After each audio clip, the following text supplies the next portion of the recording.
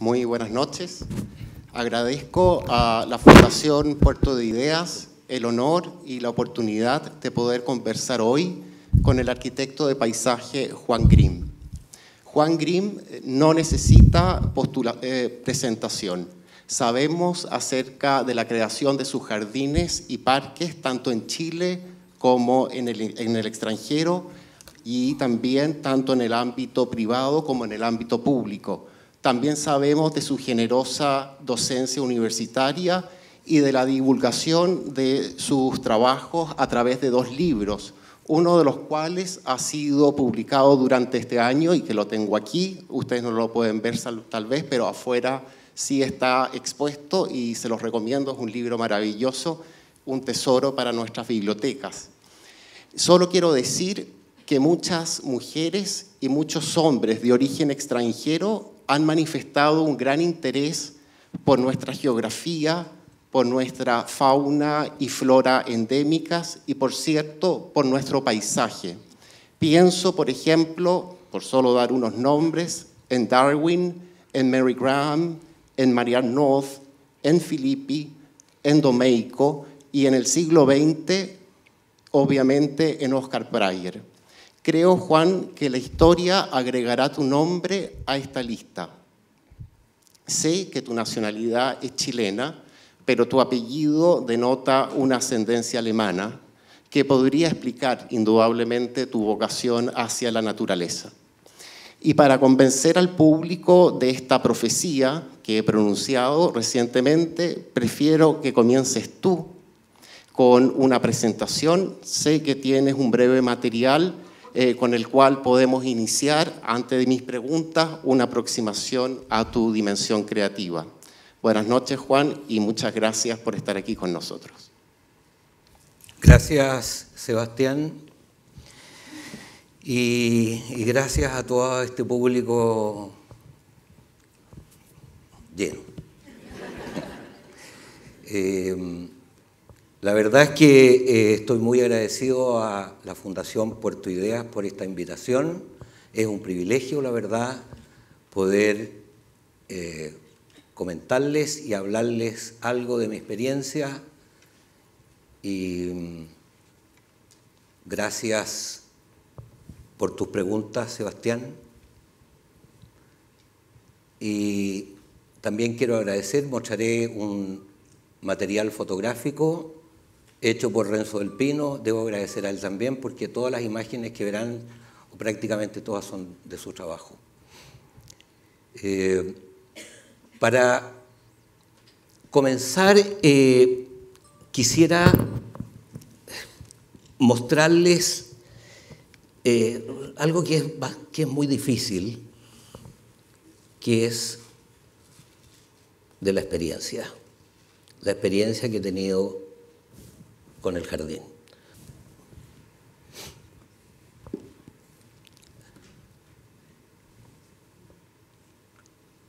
Terminando de estudiar arquitectura, que es mi profesión, soy paisajista de corazón y de alma, porque nunca estudié paisajismo, la verdad.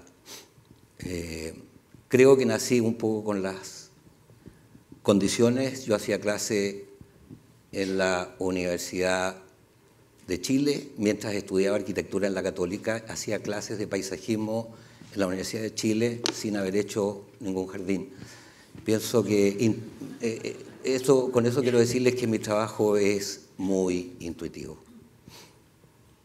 y muy, no sé, inocente quizá, muy de experiencias que me fueron llevando y moldeando para hacer lo que estoy haciendo ahora. He aprendido de muchos maestros y obviamente de mi educación como arquitecto, especialmente en la Escuela de Arquitectura de aquí de Valparaíso. Tuve 2 años. Y con el tiempo, y creo que es importante decirle, el primer proyecto que hice en la Universidad Católica de Valparaíso, en la Escuela de Arquitectura, con el profesor Vial, y mi primer proyecto me dijo, el profesor, lo siento, pero esto no es arquitectura. Estaba diseñando a los 18 años mi primer proyecto, una plaza. Todo mi proyecto eran árboles, secuencias de árboles, y con eso armaba los espacios. Bueno, y así mi historia un poco en la universidad fue siempre con esta visión. Por eso quiero partir mostrándoles algo de mis sentimientos, de mi pensamiento y cómo me fui formando como paisajista. Siempre me gustaron los paisajes, obviamente. Este lugar lo pongo como primera imagen. Ahí estoy mirando en el lago Chungará unas plantas absolutamente hermosas, y lo que formaba este conjunto era un jardín inolvidable.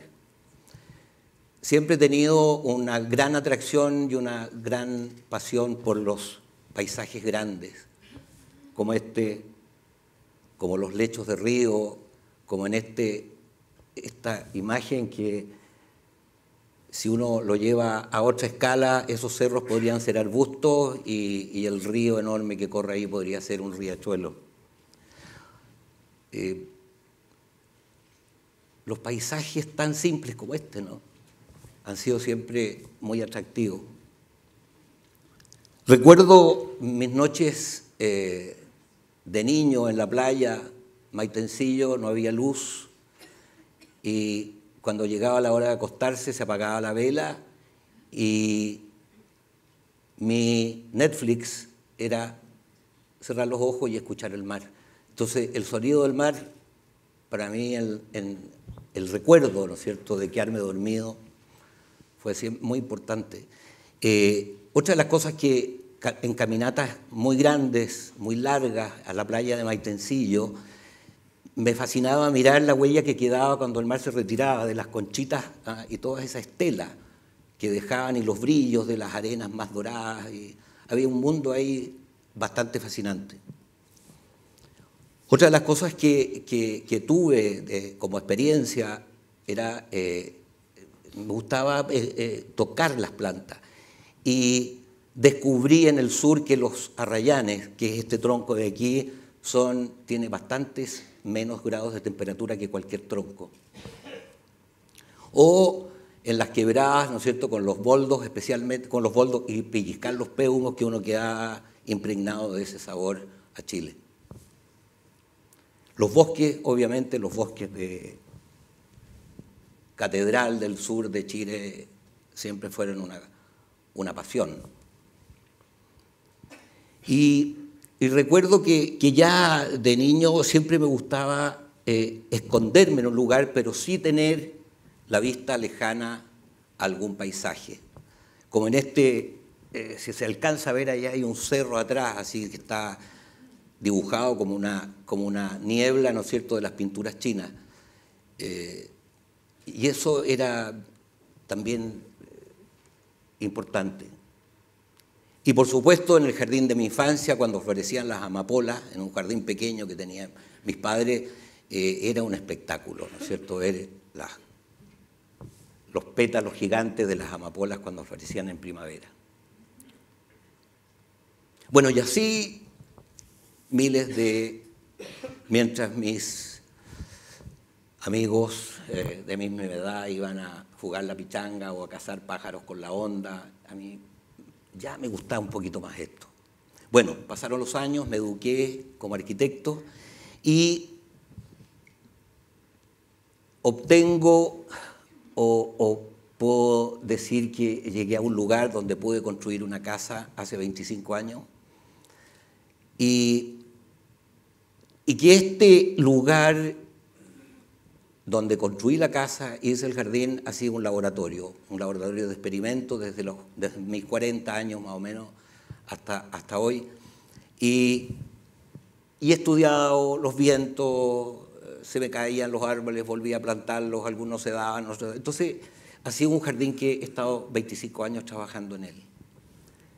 Pero lo interesante es que con los años ya de formar el jardín y empezar a observar mi lugar, me doy cuenta que en ese jardín hay millones de paisajes y millones de lecturas que he tenido durante mi vida y que están ahí. Y estos son un poco las imágenes de estos distintos paisajes que están chiquititos, de los cuales he sacado patrones, inspiraciones y formas que han sido parte de mi trabajo y el desarrollo de mis jardines.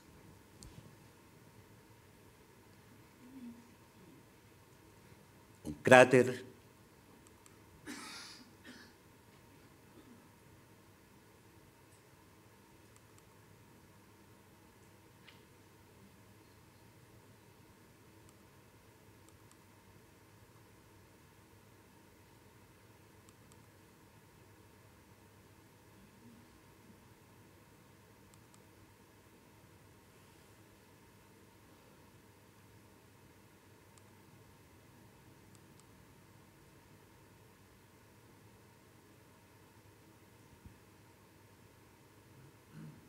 todos tienen una lectura distinta. Y, por ejemplo, ese para mí es un lago cordillerano, pero este es un lago patagónico, porque en las orillas, ¿no es cierto?, su amarillo habla de la vegetación caduca que hay en los lagos, ¿no es cierto?, de la Patagonia, cerca del agua. Bueno, y así, ¿no? Un lago volcánico, bosque húmedo,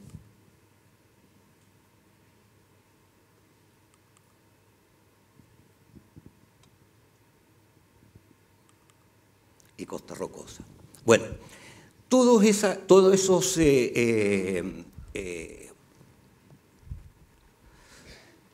esas formas están en este jardín, escondidos en este jardín. Y esa es una cosa que me ha servido mucho para imaginarme los paisajes en el cosmos, ¿no es cierto? Desde el más chiquitito hasta el más grande, y todos tienen una relación y todos tienen una unión.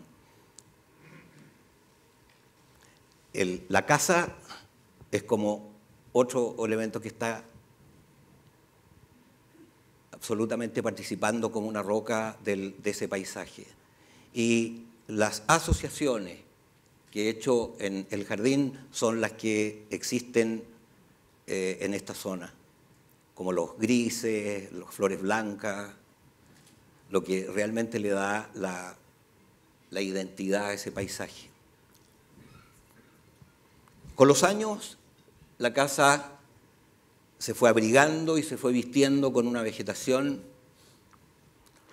tal como ocurre en estos cerros del paisaje de los Molles, que hay formaciones rocosas y debido a ellas las plantas se aprovechan de la humedad que mantienen y ahí donde crecen con mayor fuerza, ¿no es cierto? Y en la medida que se alejan hacia el mar se van achicando y poniéndose mucho más rastreras.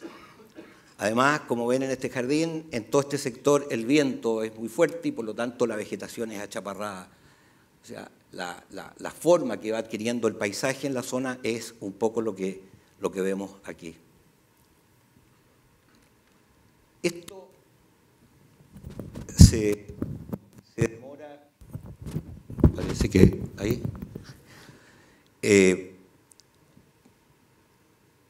Lo interesante es esto. Ahí estaba plantado el jardín. Entonces, ese es yo creo que es la visión que tienen que tener los paisajistas o los que trabajamos con estos elementos que se mueven. Imaginarse que esto fue el comienzo y la vegetación fue la que la fue vistiendo. Todos estos proyectos, voy a mostrar 4 proyectos que de alguna manera muestran o hablan de las experiencias que tuve con lo que les mostré primero, con la vegetación, con los paisajes, con los elementos de la naturaleza. Y cómo en cada caso se puede ir entendiendo algo de lo que hago realmente en mi trabajo. Cuando hice esta urbanización me encontré con 2 órdenes, por mencionar 2. El orden que tenían las rocas, el lenguaje de las rocas y el orden que tienen los cauces de río en la arena o en la tierra más blanda. Entonces, esto es un detalle de un plano de los caminos del parque. Ahí hay un estero y eso amarillo es la huella que deja un río cuando crece y quedan islas entre medio. Entonces ese fue el patrón que ocupé para hacer este parque. Ahí se ve los inicios del parque, una foto aérea, donde se respeta y acentúo los caminos por los lugares más altos y más secos. Y bueno, y en uno de los parques el camino está simulando este curso de agua donde los asientos representan de alguna manera las basuras o los troncos, lo que uno quiera, que quedan atrapados en el caudal del río. Entonces, el concepto del parque es ese. Nace de la parte más alta y se siente que desemboca en el mar. Y bueno, y en este lugar, ocupando en ese parque la vegetación que existe en ese lugar y que tiene características muy especiales, porque esta foto o estas 4 imágenes son de la vegetación existente en verano, porque en verano, al revés de la gran mayoría de los paisajes que conocemos, caducan en verano, al revés, ¿no es cierto?, que en otro, y en cambio en invierno son verdes. Entonces, esto es un poco lo que iba pensando para vestir esta urbanización con estos jardines que eran propios del lugar. Y por otro lado está el lenguaje, ¿no es cierto?, hablamos del lenguaje curvo y aquí el lenguaje de las rocas. Entonces, esto es un plano de donde iba a haber una piscina y unas terrazas. Bueno, y ese fue un poco el esquema de lo que se hizo una rambla por las rocas con la lectura de ellas. Es una rambla de líneas quebradas que terminan en una plaza final, digamos, como un mirador y un lugar de estar que respeta absolutamente la vegetación de ahí sin casi tocarla. Otro proyecto muy significativo y muy relevante, digamos, en mi trabajo fue la experiencia de este jardín en Urubamba, de un hotel de muchas hectáreas. Y lo interesante del hotel es que en Urubamba, me dice el gerente que me contrata para hacer el parque, me dice, lo sentimos, pero no hay viveros, ¿qué hacemos? Entonces yo dije, maravilloso, y partimos con botánicos y jardineros y especialistas a las quebradas de la ceja de selva cerca de Machu Picchu a elegir la vegetación para hacer el jardín. Ahí estamos explorando las quebradas de la zona, eligiendo las plantas, se hace un vivero, ahí ya están los viveros de las plantas nativas, y aquí después de 2 años estoy con los jardineros, cada uno con un arbolito en su mano, listo para plantarlo de 50 centímetros. Ahí están trabajando y ya en el talud de allá atrás, donde está la persona de casco blanco, se ven unos puntitos negros donde están los árboles que tendrían que cubrir esa fachada porque era ingrato, ya que el hotel miraba hacia este lado y era muy ingrato porque el otro miraba al río Urubamba, entonces había que crearle un atractivo. Hice esa laguna y la planté para tapar eso. Y esto fue lo que ocurrió después de 12 años. Entonces se armó un paisaje, se creó un paisaje de la nada, donde no había nada.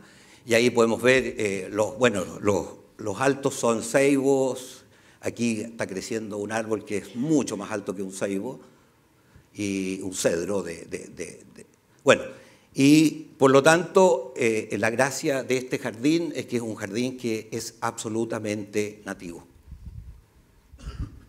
Y bueno, y todas las formas, de alguna manera, que están planteadas como terrazas, como los incas, de alguna manera estas formas más quebradas tienen que ver con la topografía de la cordillera. El acceso principal en construcción, manteniendo algunos de los árboles existentes, y eso es lo que quedó después determinado, donde llegan 3 fuentes de agua a un centro, y estas 3 gárgolas de alguna manera se siente que vienen de las 3 quebradas que se ven desde el hotel Entre las Cordilleras, con una arquitectura muy inspirada en los incas. Y este jardín también tiene una muy distinto, y se trata de lo siguiente. Estos son muchas hectáreas en Chiloé, de una propiedad que tiene una casa aquí, una casa de Matías Klotz, y esta es el terreno. El cliente me pide hacer un jardín, y resulta que el viento y la sal y la lluvia no permitía crecer nada aquí. Trató de plantar algunos arbolitos, pero no se daba porque estos espacios fueron talados en algún momento para la agricultura, ¿no es cierto? Entonces, lo único que queda es un bosque nativo en sus bordes. Entonces, la proposición, como se ve aquí, fue, esto es parte ¿es cierto?, la orilla, y estos son los espacios que había que plantar. Entonces, lo que hice fue dibujar el terreno y decirle a la persona: no corte los pastos altos, porque la única manera de recuperar era que creciera la vegetación protegida por los pastos largos. Entonces, al comienzo, el jardín durante varios años fue como una proposición de land art, y que con el tiempo, ¿no es cierto?, iban a ir apareciendo las plantas. Bueno, y eso es lo que pasó después de 15 años. Todos los pastos que ustedes veían están transformados en vegetación. Creció solo y ahí se fue podando y se fue arreglando. Entonces, el jardín prácticamente no se plantó nada. Ahí ven los árboles antiguos, y esto es todo lo que salió solo y que de alguna manera lo fuimos acomodando. Ahí, miren, los arrayanes, los chilcos, los chaguales, todo lo que comenzó a salir y se dejó absolutamente solo. Bueno, este bosque estaba, pero lo que sí empezó a aparecer son los helechos, las bromelias, y se fue armando un paisaje muy especial. Y este proyecto también es muy importante porque tiene otras características y otra manera de enfocar el tema del paisajismo, y que sea un sustentable y, bueno, que sea una proposición interesante en ese sentido. Esto es en Montevideo, y este es el plano general, son 2 lagunas. Las lagunas, a ver, esto tiene como 30 hectáreas, y las lagunas son muy fáciles de hacer porque están en un lugar muy húmedo, pero esto era absolutamente un basural. Ahí está el jardín ya plantado, con sus lagunas, con algunos bosques que existían.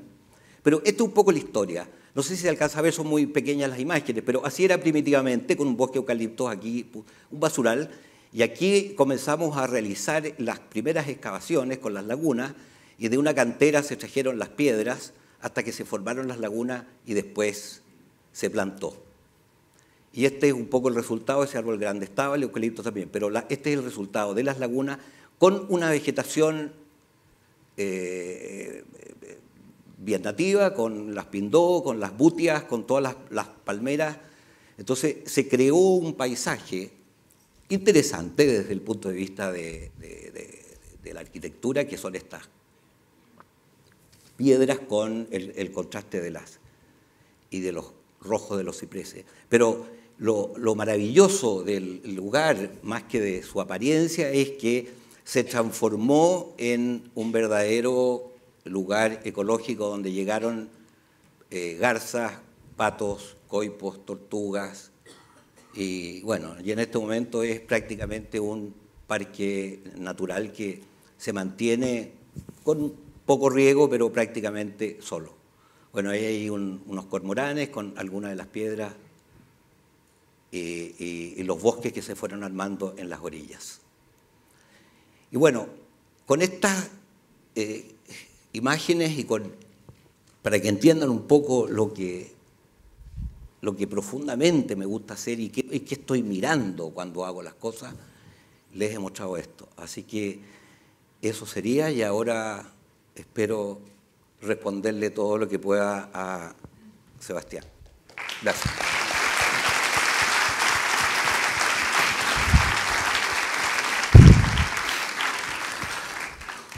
Muchas gracias, Juan, por tu presentación, por el material interesante y bellísimo que nos has mostrado. Quiero comenzar con la siguiente pregunta. Al leer y revisar tu libro, me di cuenta que la exuberancia y el misterio son dos principios constantes en tu creación. Y me gustaría entonces si nos pudieses un poco explicar esto de la exuberancia y el misterio. Exuberancia en términos de un horror al vacío que podría comprenderse desde una tradición barroca, o el misterio que también me llama la atención en el sentido que al menos en ciertas tradiciones y en ciertas culturas el misterio tendría que ver con lo invisible y tú trabajas en el ámbito de lo visible. Aunque Wilde dijo que el misterio del mundo está en lo visible, no en lo invisible.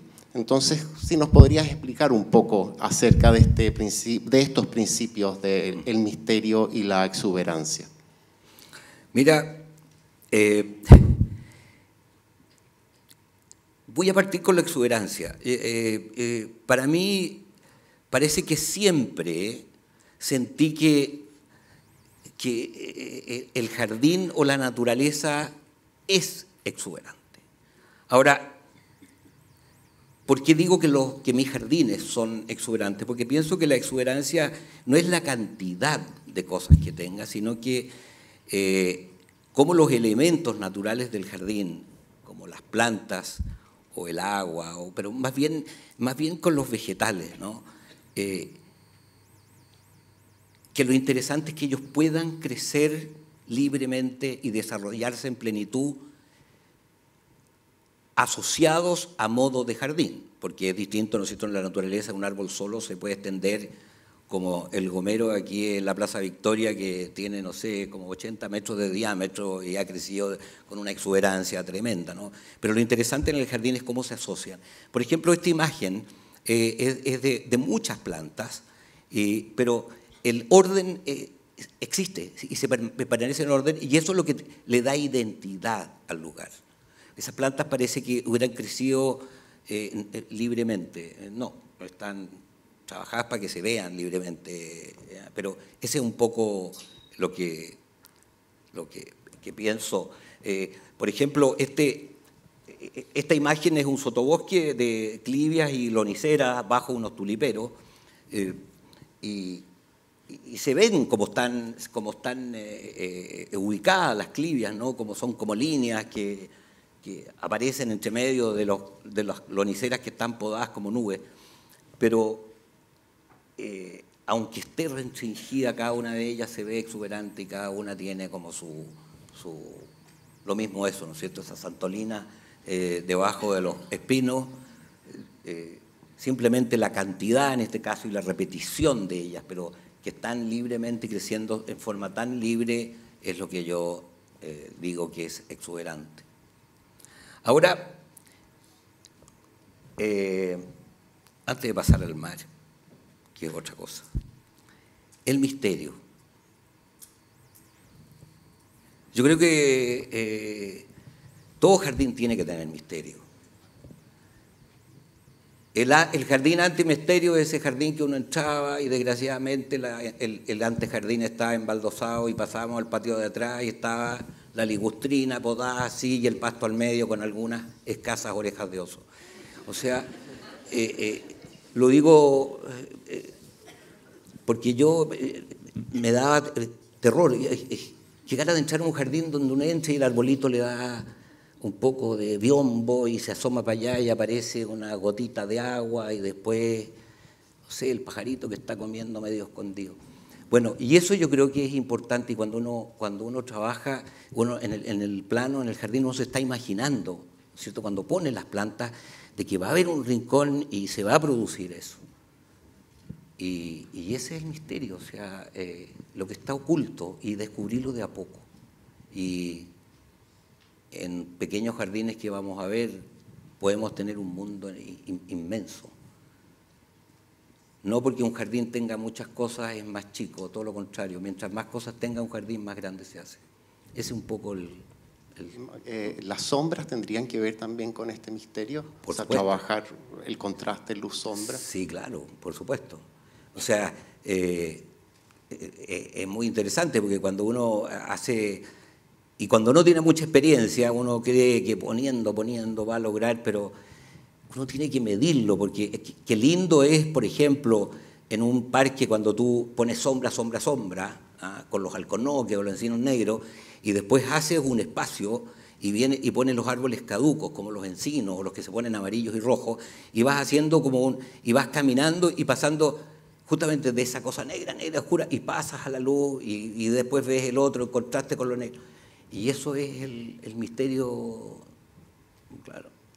Como una especie ahí de claro-oscuro, ¿no? Exactamente. Claro. Y también este misterio que tendría que ver con miradas entorpecidas, con sorpresas, ¿no? Así, con visiones graduales. Y bueno, y la exuberancia que tú al parecer lo vinculas con la libertad, ¿no? Sí. Una libertad de la naturaleza también simulada. Otra pregunta tiene que ver con el mar. El mar aparece una y otra vez en tus declaraciones y tendría un papel crucial, ¿no? En tu vida y en tu carrera como creador. ¿Por qué el paisaje del mar te inspira tanto? ¿Y cuál es la relación entre el mar y el jardín? Porque en primera instancia podrían pensarse casi como una especie de oxímoron, ¿no? O sea, el mar como un antijardín. ¿Cómo piensas eso? ¿Cómo lo ves? Mira, bueno, yo tengo una gran atracción por lo que mencionaba al comienzo, ¿no? De mi experiencia en el mar siempre ha sido muy importante. Pero yo creo que fundamentalmente lo que me atrae del mar es porque lo que me atrae en realidad es la herida que se arma entre el agua y el continente, sea el que sea de un río, sea de un charquito, o sea de un lago, ¿no es cierto? Todo lo que ocurre ahí donde se junta el mar y cuando se va y se viene, se riega, se seca, todo eso que pasa ahí es muy interesante. Pero el mar, evidentemente que es el más grande de todo. Entonces esa herida, ¿no es cierto?, que tiene, lo vamos a ver, esto por ejemplo, esa herida, ¿no es cierto?, de toda una costa, miren esas montañas, todo lo que ocurre, por ejemplo, entre esta loma aquí hasta llegar a los Huiros y después hasta los Chungú, es un mundo muy impresionante. Y esos órdenes que he visto y he leído ahí son los que me han ayudado mucho a entender muchas cosas del orden natural para aplicarlos a mi trabajo. Por ejemplo, esta imagen de los molles, miren la lectura clara de los chaguales con los equinopsis, ¿no?, llegando a la orilla, y el guano de los cormoranes. Entonces, toda esa riqueza son verdaderos jardines que están ocultos, ¿no es cierto? Y bueno, imagínate las dimensiones de la mar y roca juntos, ¿no es cierto? Es algo bien hermoso, ¿no? Bien, pienso también que esta herida con la cual tú nos has explicado el mar podría vincularse también con el misterio, ¿no? Porque durante la introducción pensé que toda la diversidad y complejidad del mundo estaría justamente en esta herida, cuando nos mostraste los lagos patagónicos, los lagos cordilleranos, toda esa diversidad está ahí en tu jardín, sí, ¿no? Sí. De los molles. Y me acordé de Leonardo, ¿no? Porque esos fondos, esos paisajes de fondo tremendamente misteriosos, ¿no?, tapados por bruma de Leonardo, entran también al primer plano, incluso cuando hay jardines. Pienso, por ejemplo, en la Anunciación, ¿no? No son jardines completamente cerrados, siempre hay aperturas, ¿no?, hacia el infinito, hacia la diversidad, hacia el misterio del mundo. O sea, creo que también podría estar vinculado eso. Sí. Otra pregunta tiene que ver también con tu libro. Confiesas tu admiración, tu amor, tu contemplación por el bosque de Araucaria, ¿no?, del sur de Chile. Es un bosque que te conmueve, un bosque que te inspira. Pero también quiero preguntarte qué otro paisaje que podríamos identificarlo como un paisaje nacional te es tan revelador como el bosque de Araucaria. ¿Qué pasa, por ejemplo, con otras imágenes con las cuales tendemos a identificar la nación, como por ejemplo el desierto? Sí, ¿no? sí. Mira, yo considero que Chile tiene muy privilegiado, obviamente, en la cantidad y calidad, digamos, de sus paisajes por ser un país largo y estrecho y con cordillera y mar. Y desierto cálido a desierto frío, pasando por todas las gamas. Claro, pero hay lugares de estos paisajes que, claro, me apasionan más que otros, a lo mejor porque circunstancialmente cuando los conocí o los que he conocido me han tocado fuertemente. El de las Araucarias, especialmente, debo decirle, cuando visité por primera vez la cordillera Nahuelbuta, me tocó en otoño, que iba a comprar unas plantas a un lugar, y visité en otoño, y el espectáculo era absolutamente increíble. O sea, las araucarias gigantes, negras, estáticas, había viento, pero ellas no se mueven, pero ni por si acaso ahí. Y debajo de ellas, una espuma rosada que estaban los ñirres en rojo y con los líquenes grises de los ñirres y los michay medios rojos debajo, se formaba esta espuma que se movía además. Entonces, ese contrapunto y ese contraste de estos dos elementos vegetales tan diferentes era muy, muy hermoso. Y desde ahí que me he quedado con esa imagen, y esa imagen son imágenes que quedan para siempre, y de repente me encuentro poniendo árboles, no necesariamente araucarias, pero otras coníferas, y buscando la espumita, sea azul o rosada debajo, ¿no es cierto?, como lo que vi ahí. Bueno, y otro paisaje que es realmente sorprendente es el desierto de Atacama. O sea, el desierto de Atacama es algo absolutamente fascinante, ya sea pictóricamente y escultóricamente, que se juntan las dos cosas, ¿no es cierto? Los colores en las tardes y con el sol, y el altiplano, ¿cierto?, con los salares y los espejos rojos, son verdaderas pinturas muy, muy inspiradoras, la verdad. Esto es en el norte de Iquique, y esto es, o viceversa, o en el norte de Copiapó, pero los colores, ¿no es cierto?, y las texturas y todo eso son muy apasionantes. Aquí claramente vemos que nuestro norte es escultura pura, ¿no?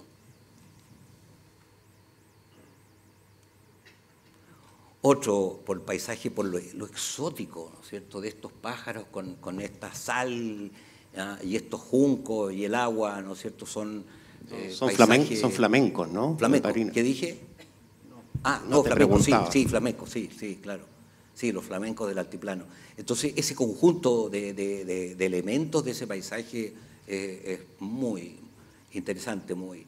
Y bueno, por supuesto, algo que sucede en muy pocas partes del mundo, como el desierto florido, también ha sido. Me han criticado mucho porque no pongo flores en mis jardines. Lo que pasa es que esto es muy difícil. Esto es lo que me gustaría hacer en un jardín, pero es difícil, ¿no es cierto? Medio complicado. Cada 10 años que... Pero qué belleza, ¿no?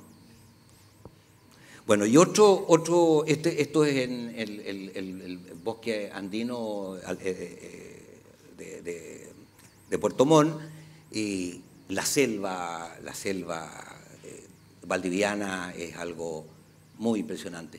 Y lo que tiene el paisaje y la selva valdiviana es que es enmarañado. Eso es lo que le da la entidad. Entonces, cuando uno ve o admira los pasajes, tiene que buscarle miren la diferencia de este paisaje con el sur de Nueva Zelanda, que se parece mucho al nuestro.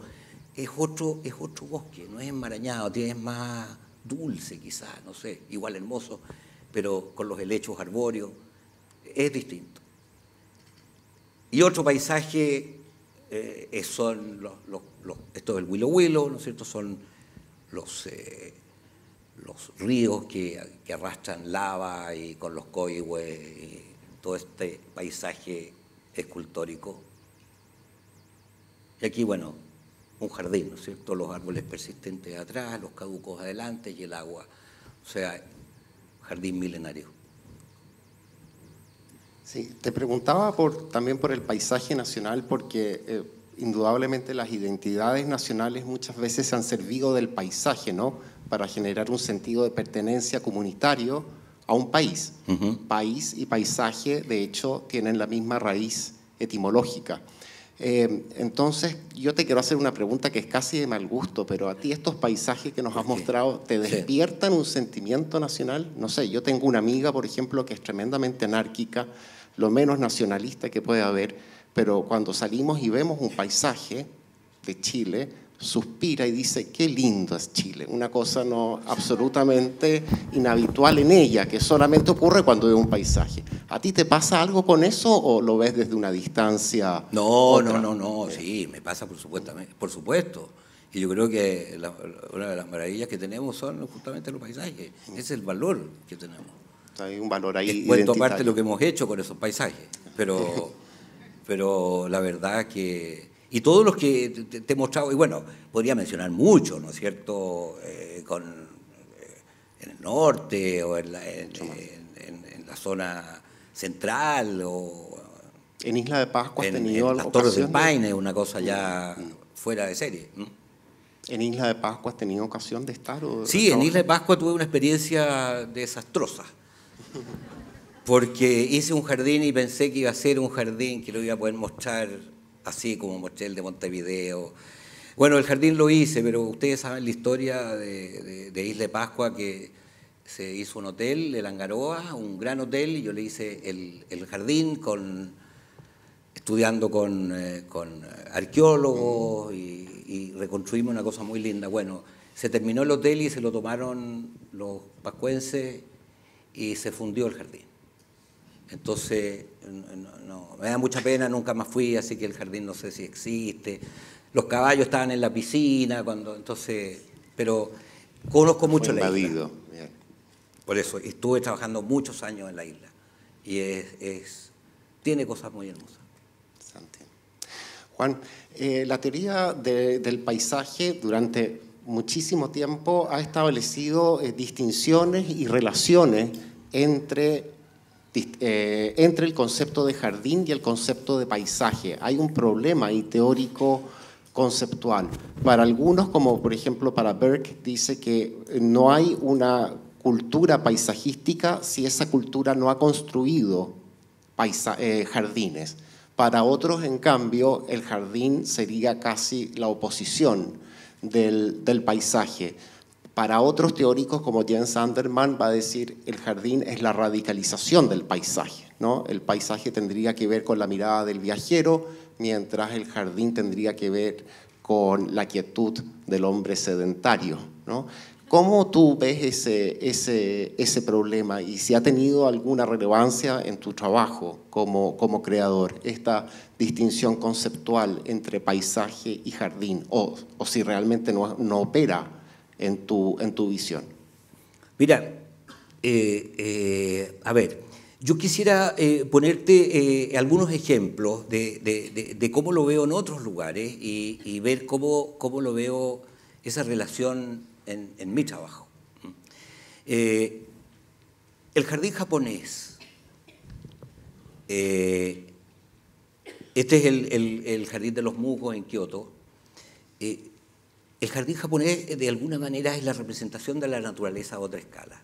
Eso es, o sea, este pedacito de tierra, esa isla, podría ser gigante. La primera parte, ¿no? O sea, está hecho a otra escala.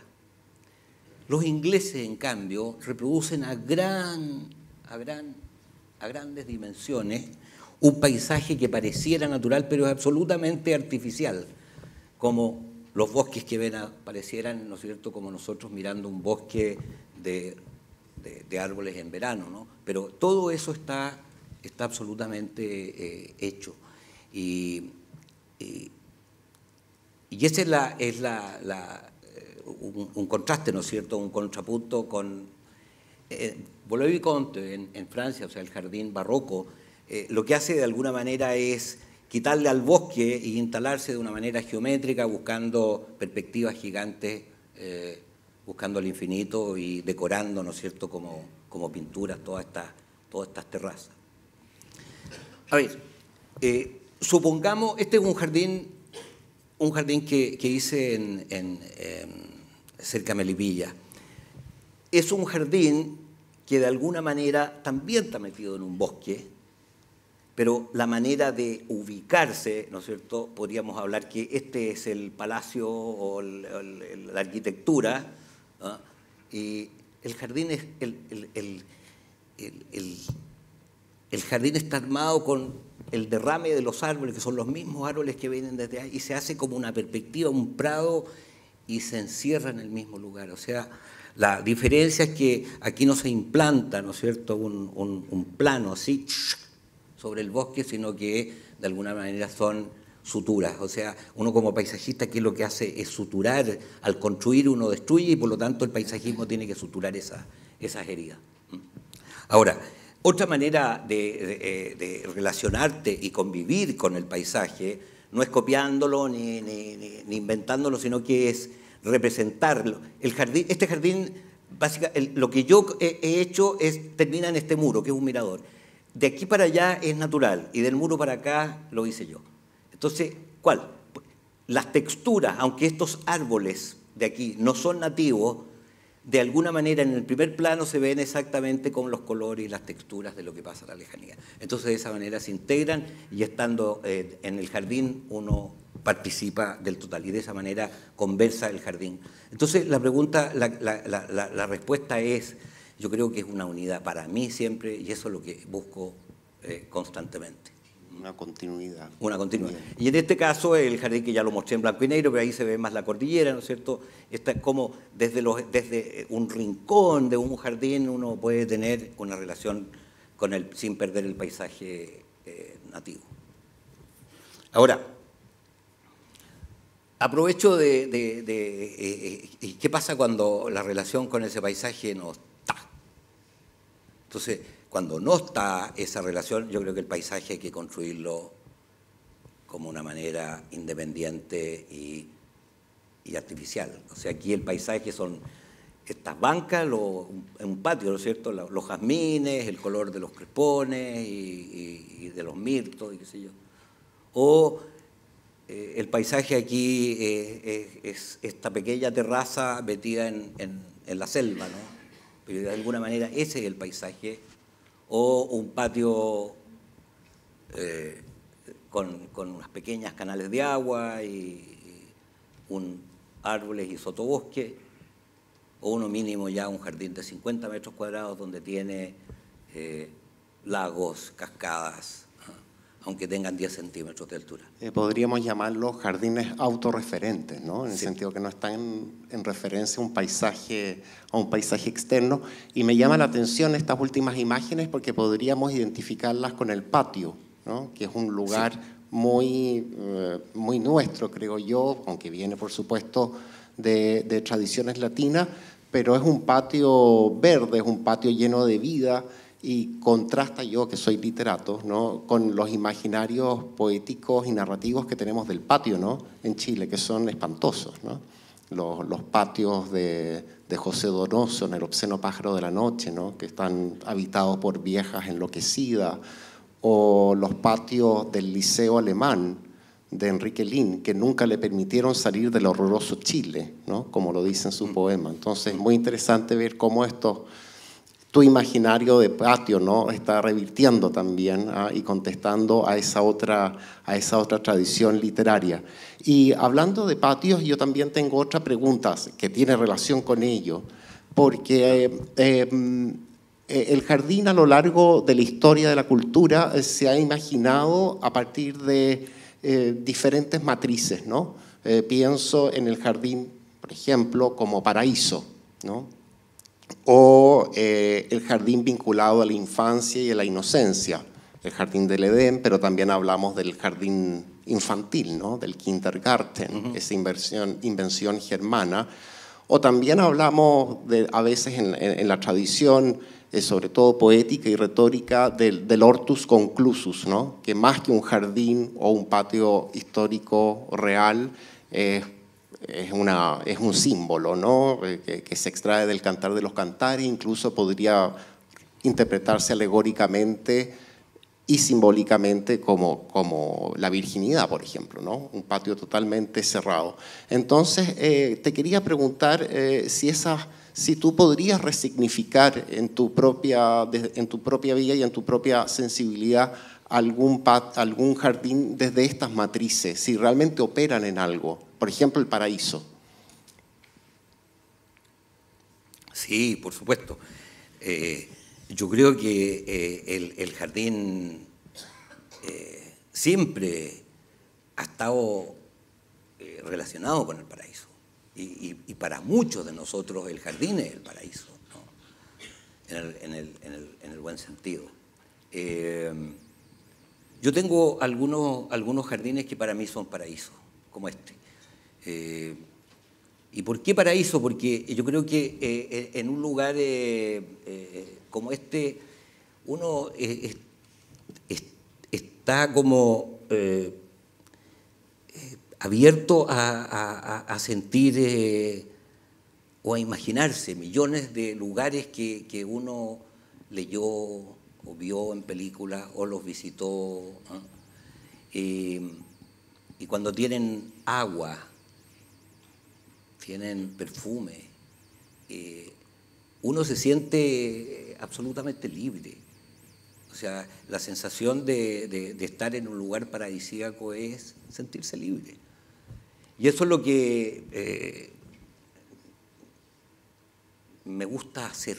O sea, sentir que estén los colores, que cambien, como por ejemplo en esto. Este es un mismo lugar que en verano es rojo y fucsia, y en primavera se transforma en azul, y después en otoño vuelven los crespones. Entonces uno siente muy claramente cómo pasa el tiempo y cómo se mueve el jardín. ¿Y por qué vinculas este estímulo sensual finalmente, ¿no? Los colores, los olores, el agua, etcétera, con la libertad? Porque la libertad, al parecer, si te estoy entendiendo bien, es el valor que te permite relacionar e identificar el jardín con el paraíso.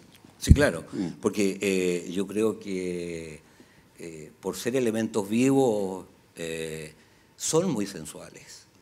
O sea, para poner esas plantas y ubicar los colores, tiene que haber una libertad en que se puedan desarrollar de esa manera, que los colores funcionen y que por lo tanto sea un placer mirarlo, ¿no es cierto? Y eso para mí es muy sensual, ¿no?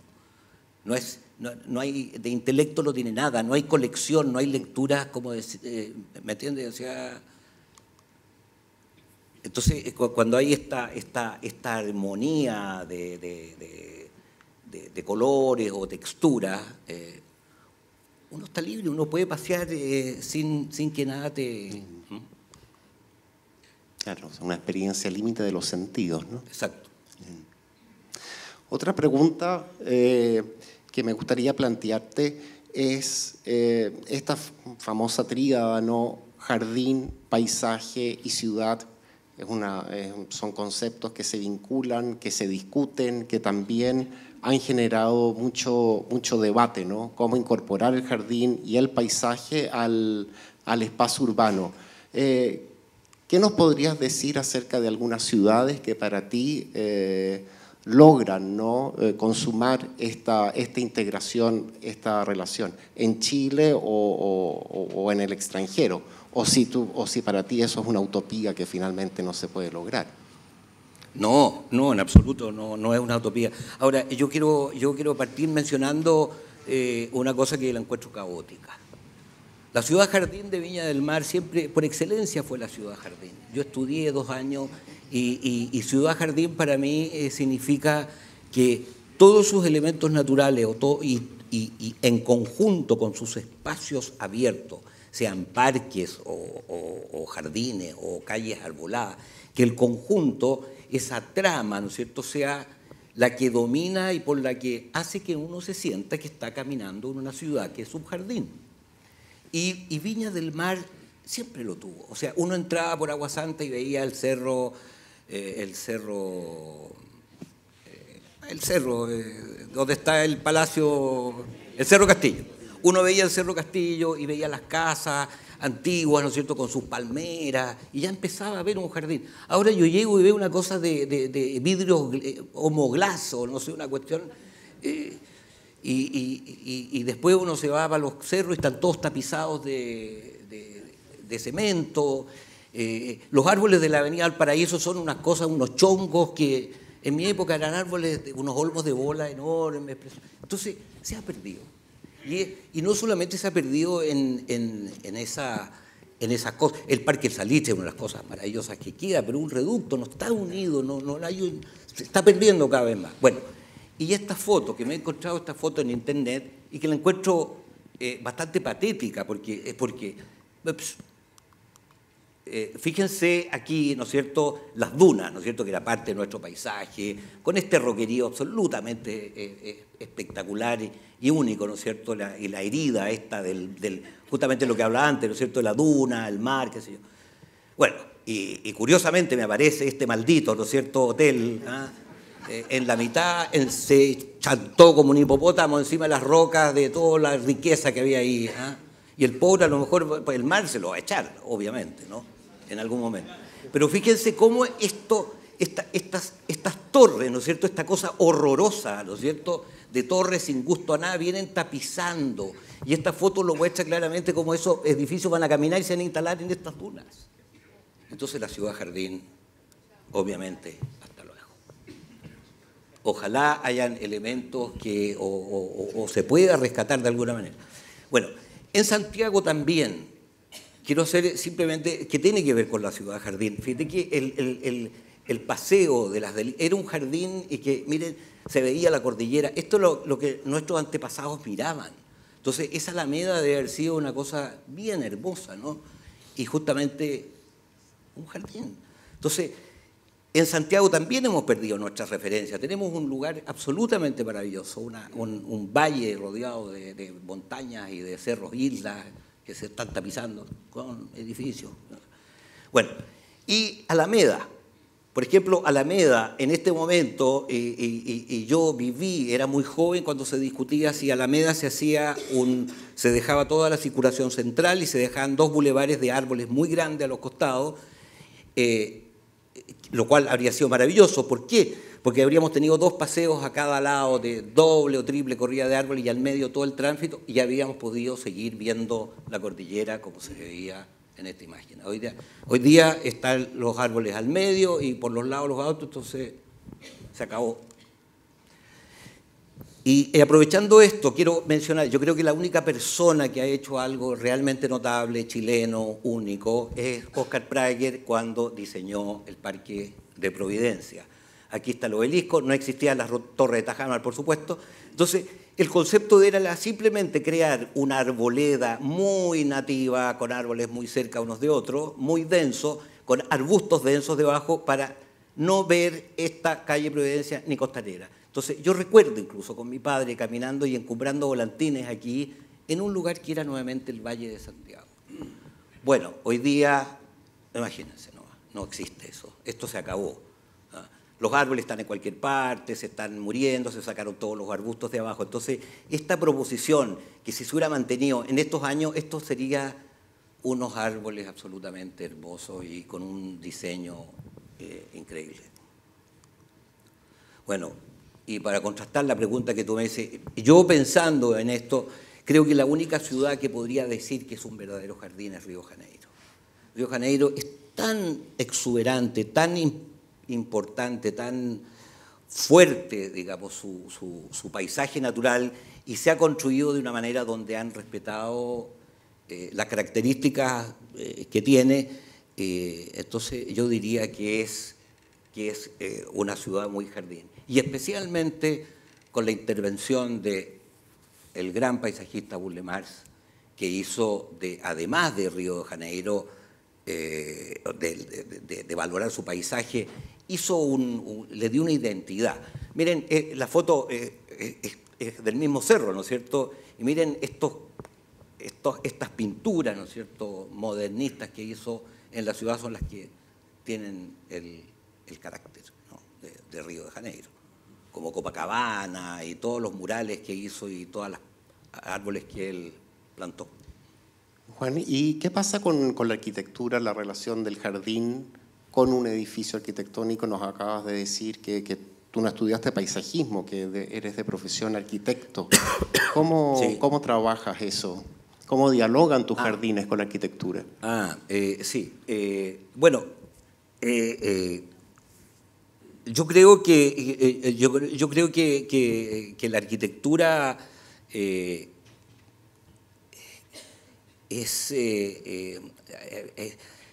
siempre está en contrapunto con la vegetación, porque obviamente la arquitectura es estática, es un volumen claro y se hizo así, queda así para siempre. En cambio, el jardín y la naturaleza se mueven. Entonces, lo interesante es este juego, ¿no es cierto?, de estos volúmenes o de estos espacios, ¿no es cierto?, cómo se van... cómo van jugando con la vegetación, cómo se van vistiendo con la vegetación, cómo se mueve una cosa con respecto a la otra. Y por eso, cuando uno trabaja con buena arquitectura, es porque, por principio, el buen arquitecto ya está reconociendo un valor en el paisaje donde está y su arquitectura responde a ese paisaje. Entonces, mi trabajo, al final, es como el complemento, como esta casa de vidrio, por ejemplo, que hace que el agua y este puente permitió que pasara el agua por debajo, que los áceres japónicos se fueran. Entonces la casa se empieza a mezclar y uno ya no sabe dónde empieza la casa y termina el jardín. Y eso me parece una cosa bella que ocurra. O sea, se rompería esta escisión, esta oposición tajante entre quietud del edificio y el movimiento, claro, exacto. O el carácter dinámico del jardín, ¿no? Claro. En este caso, uno abre la ventana del comedor y viene el agua aquí por esto y siente cómo cae el agua. Entonces, es una manera muy interesante. Bueno, esta es otra relación y esto ya no lo voy a decir de nuevo, pero esto es lo mismo, ¿no es cierto? En mi casa, y aquí se ve más claramente que la casa es otra roca y cómo dialoga el jardín, y que finalmente la gracia de este ejemplo es que el jardín se transforma en un paisaje. Claramente, entonces ahí realmente son unas rocas y un paisaje natural el conjunto. Un diálogo con los materiales también, exacto, ¿no? Claro. Roca y piedra.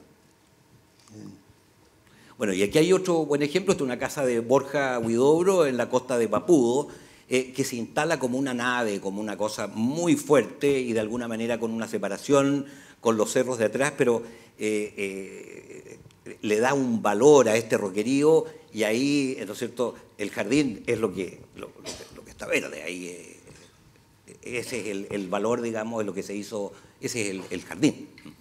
Entonces, arquitectura, jardín y paisaje natural y va agradando a las gravas y después al mar, es muy interesante. Ya que veo ahí un balcón, sería interesante preguntar por la mirada, porque para muchos no existe paisaje sin mirada. Pienso, por ejemplo, en la mirada panorámica que fue tan importante para el siglo XIX, sobre todo en Chile, ¿no? Una de las pinturas de paisajes fundacionales, la de Chicarelli, vista a Santiago desde los cerros de Peñalolén, supone desde luego la mirada panorámica al Valle del Mapocho y de un pintor, ¿no?, que está pintando ahí in situ. ¿Tú podrías hablarnos de diferentes tipos de mirada o de una mirada que sea particularmente propia o que te permita trabajar tus jardines? Yo no creo que no creo que hayan diferentes miradas. Yo creo que mi mirada directamente es mirar al mirar el lugar, lo que quiero mirar es todo lo que pueda de él para conocerlo. O sea, con esto, ¿qué quiero decir? O sea, mirar un paisaje no se puede mirar como una postal, ¿no es cierto? O sea, si uno mira esto como una... Pero, ¿qué es ese paisaje? ese pasaje de la Patagonia, y esas manchas rojas de arriba son lengas, y están así porque resisten y les gusta la nieve, y crecen a esa altura, y estos troncos acá de coigües están así, bueno, y así, ¿no es cierto?, uno va conociendo y entendiendo y comprendiendo el lugar donde va a trabajar, ¿no? Eso es, ¿no es cierto?, claramente un paisaje vertical de tronco, ¿ah?, de coigüe. Entonces, si uno va a intervenir o uno se va a relacionar con eso, obviamente que tiene que conocerlo, ¿ah? Y así, entonces, de cada cosa que uno ve frente al paisaje o donde tiene que intervenir o quiere, como esto no es tan simple, ¿no? Es un humedal, un charquito con un orden, ¿no?, o simplemente el viento, ¿ah?, en una paja. Entonces, mirar esto y decir, ¿qué pasa con eso? ¿Cómo lo aplico? ¿Dónde? Una cosa tan simple. Una mirada como lectura, ¿no? Sí, de cómo son. Y ahí, ¿por qué son así? Porque el viento bueno. O esto que ya lo mostraba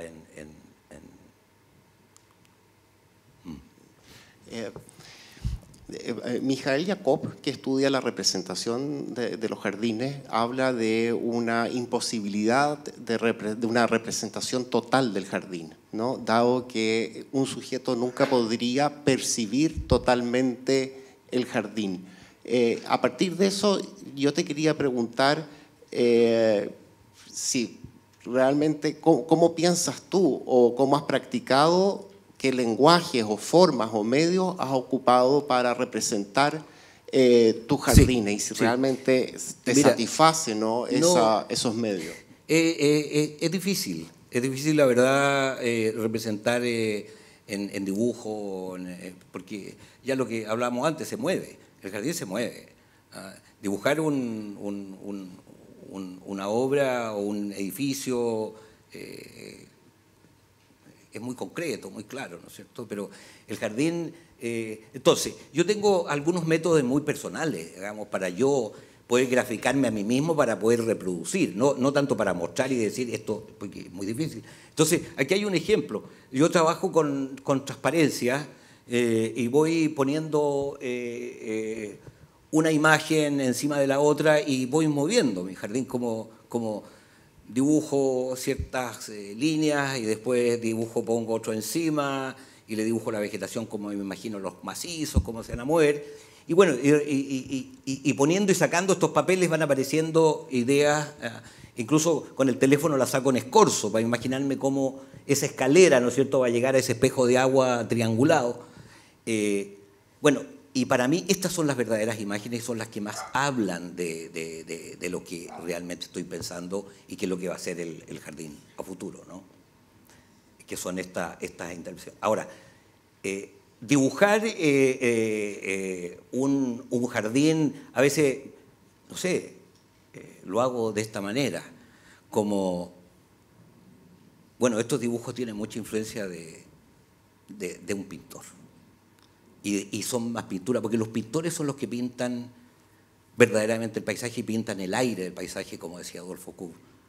Era una cosa maravillosa que él decía, o sea, una buena pintura es la que pinta el aire. Entonces eso imagínate.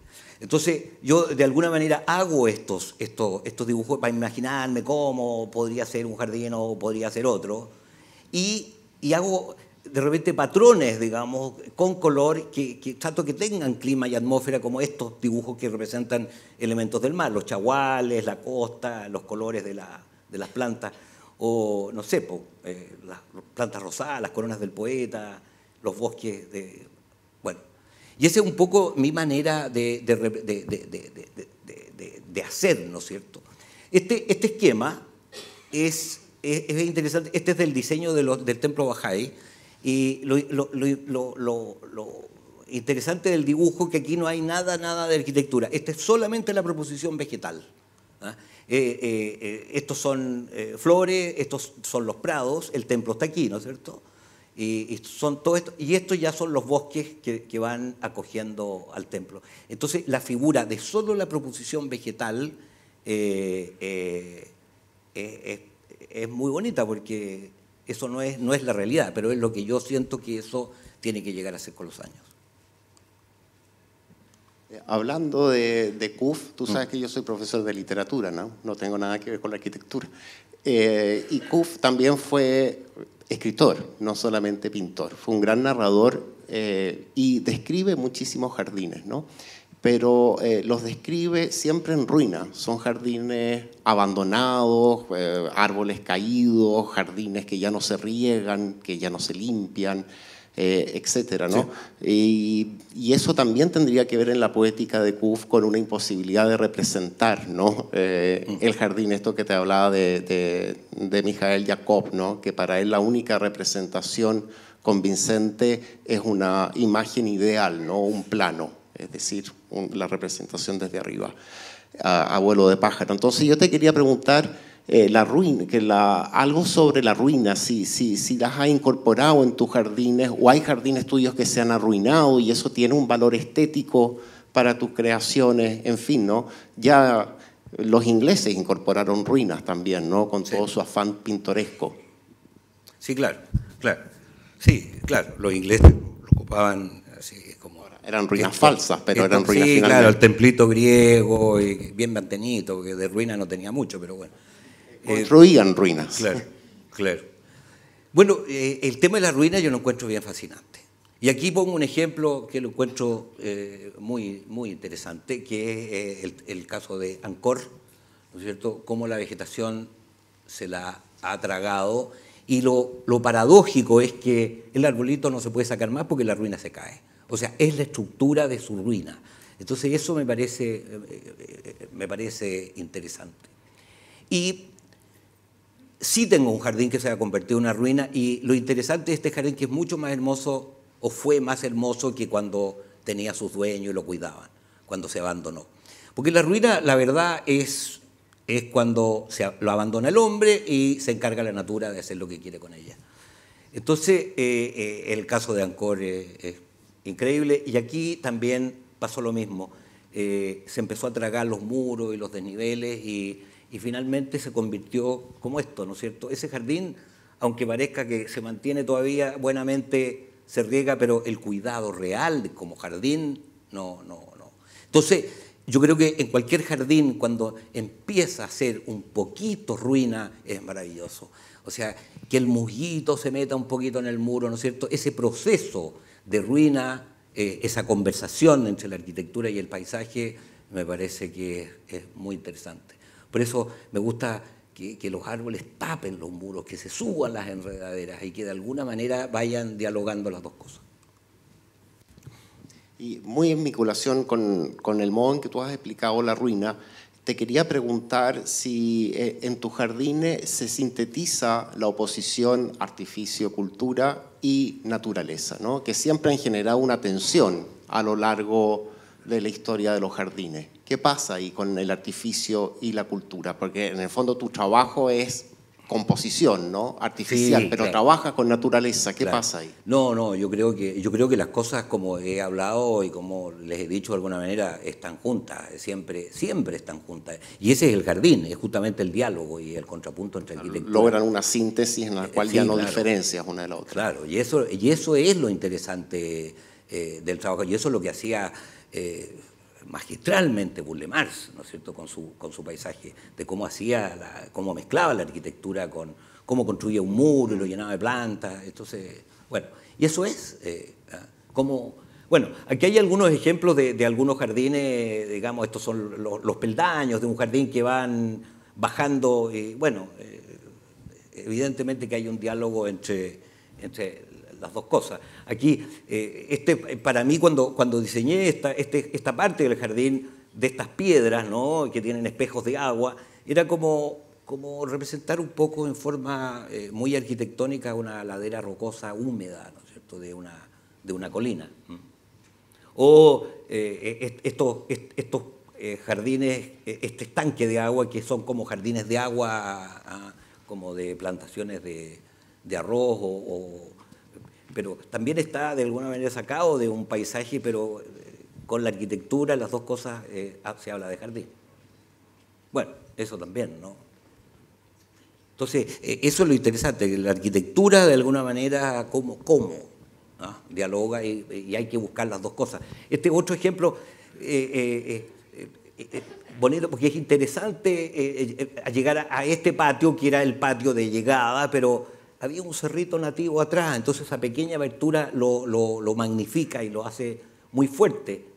Entonces, la relación de lo natural y lo construido están íntimamente empapándose, ¿no? Claro. Una de la otra. Sí. Te quería preguntar si el medio ambiente te interesa. Sé que Sí, el amor por, sí, la naturaleza Sí, está clarísimo, por pero... supuesto. Sí, claro que me interesa. Pero, a ver, no necesariamente, a ver, yo creo que va más allá de poner árboles nativos y de no regar tantos pastos, que evidente lo que es que hay que hacer eso, ¿no?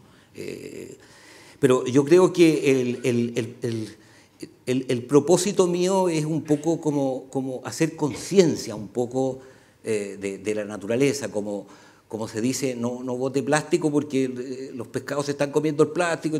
Bueno, está claro el mensaje, pero yo creo que el mensaje es mostrar a través del paisajismo obras que realmente magnifiquen el paisaje y dignifiquen, aunque sean lugares muy...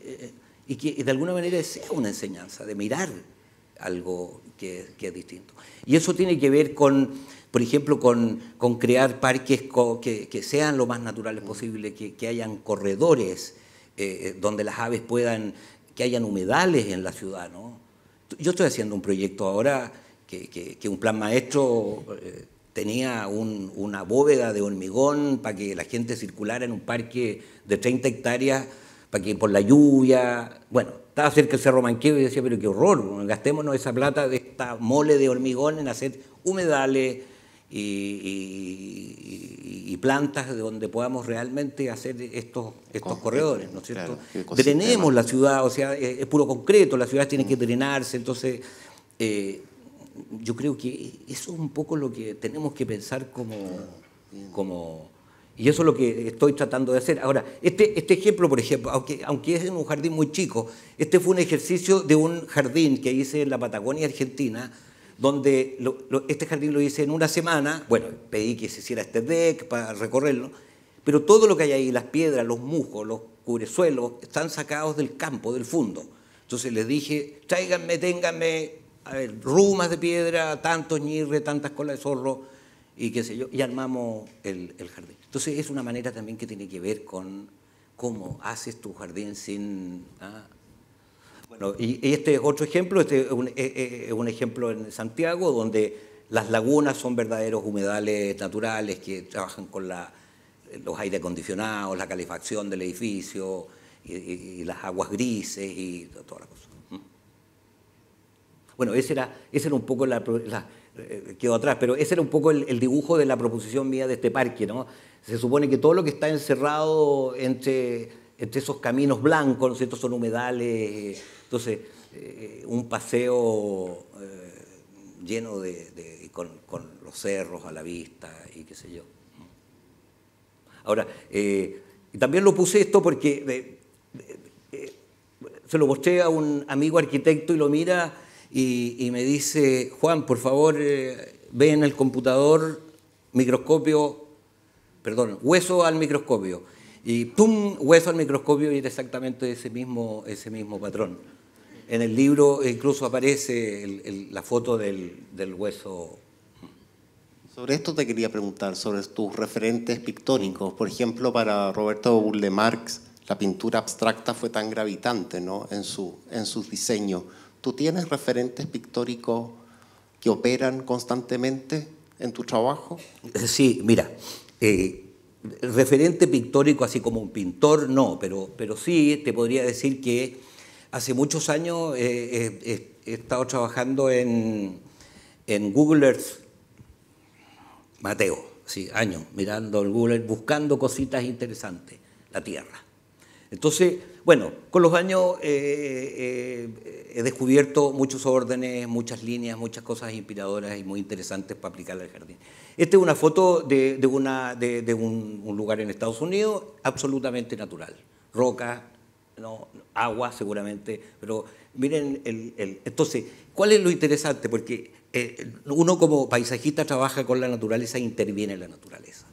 Entonces, si uno mira ciertas pinturas, esta es una intervención ahí, esa es una pasada de un agua, ¿no es cierto? Pero obviamente que hay una lectura natural clara, pero es prácticamente artificial, ¿no es cierto?, hecho por el hombre.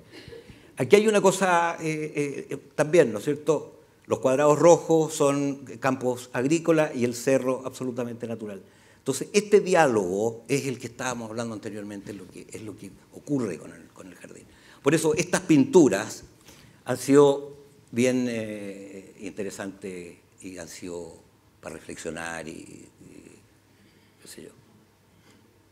Miren, estos campos, es muy linda porque los blanco y negro son campos de cultivo y la mancha roja es humedad, ¿no es cierto? Que por la foto satelital pasó algo con el color, yo lo acentúo también, pero la transparencia, la humedad sigue incluso en los campos de cultivo. O sea, este campo de cultivo, obviamente uno puede decir una cosa, ¿no es cierto? Bien obvia. ¿Ah?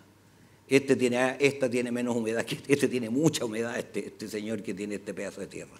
Eso podría ser. Entonces son dos capas, una transparente sobre la otra. Y ese es justamente el diálogo entre la arquitectura y la natura. Y podría ser como una especie de Nemesio Antunes, ¿no? Sí, podría ser una pintura, claro, pero no es que mis jardines estén inspirados en la pintura de Nemesio Antunes. Es muy interesante, pero cómo hay un juego entre... Es muy bonito porque Nemesio lo hacía... Sí, claro. Aparecía mucho en sus pinturas, ¿no? Y como hay un pliegue también entre referencialidad y abstracción, ¿no? Referencialidad al ser una fotografía aérea y abstracción por el resultado que tenemos mirándolo aquí, de frente. Juan, yo tengo varias preguntas más, pero no sé si tú quieres seguir, si estamos con tiempo. No sé. Son las 10:15. Wow. Pucha, que estaba buena empezamos más tarde, pero yo creo que ya es hora de ir parando, ¿no? Sí, bueno, queda, si quieres... ya tendremos... Yo no he mirado la hora, pero que tú me preguntas mucho. Y tenía más preguntas, pero ya tendremos oportunidad para seguir conversando y te lo agradezco enormemente. Más que ver, queda un par de preguntas, pero estamos hablando. Iremos viendo eso, pero yo quedo contento porque creo que aquí que la poética de tus jardines tal vez no está en tus mismos jardines, sino en lo que podemos decir de ellos, ¿no? En cómo los miramos, en cómo los describimos y sobre todo en cómo los nombramos. Y por lo tanto creo que hemos cruzado aquí el puente que une la palabra con la imagen visual, ¿no? Que es finalmente con lo que tú trabajas. Así que te agradezco enormemente esta oportunidad y agradezco también al público y perdón si nos pasamos de la hora. Muchas gracias.